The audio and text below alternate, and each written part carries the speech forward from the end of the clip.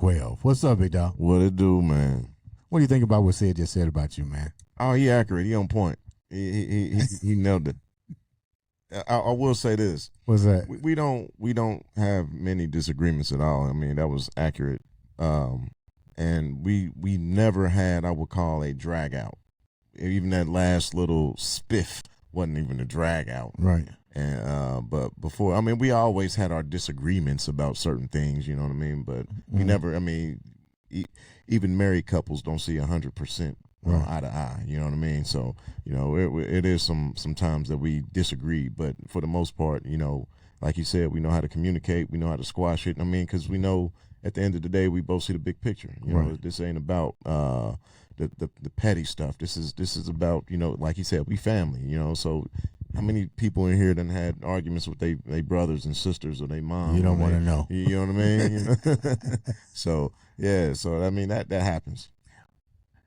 What was your life like before going to meeting Sid? Because you've been on the show. I mean, you shared some remarkable stories. Yeah, and, you deep know, conversations.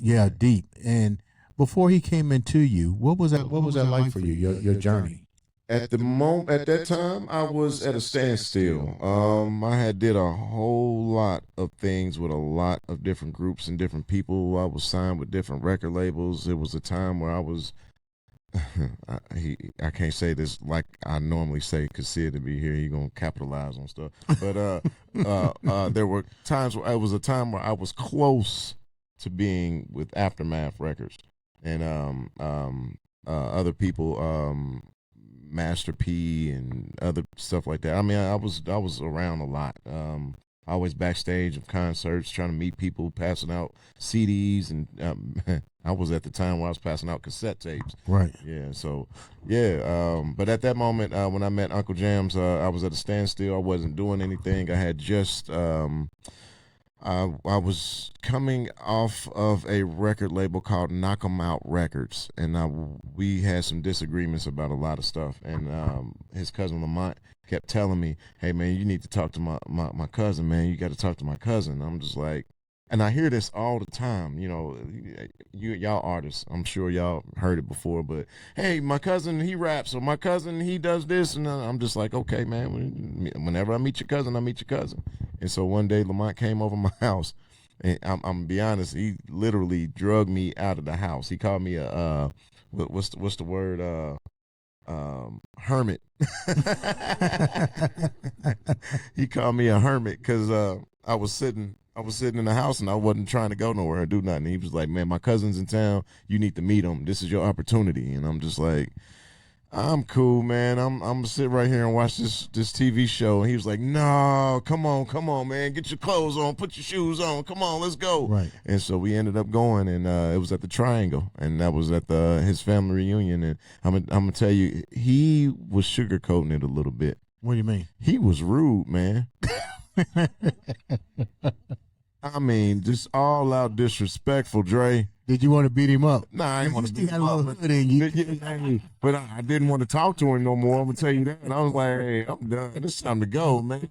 And I already didn't want to be there. Yeah. I was already like, "Man, you done drugged me out the house. He don't even want to talk to me, man. Take me home, man."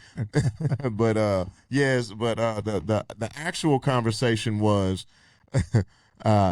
He was walking past and Lamont tried to introduce us and he said, "Hey, I want you to meet my friend. His name's 12. He raps." And UncleJamz looked at me. He said, "You rap?" I said, "Yeah." And I stuck my hand out and said, "How you doing?" He said, "I don't like dealing with rappers." Turned around and walked away from me. Wow. Left me sitting there with my hand out, man. Wow. And I'm like, you know what? I really didn't want to be here in the first place, man. And you got me here, man. He came back. Lamont said, "Hold on, wait a minute. Sit here. Let me go talk to him." He went back, talked to him. He came back. He said, "Man," he said, "give him like 10, 15 minutes. He'll talk to you." I said, "All right, whatever." And so we sat there for another 10, 15 minutes. And sure enough, here come UncleJamz, tapped me on my shoulder. He said, "Hey, come back here to this table in the back corner. Let me interview you and see what you're about."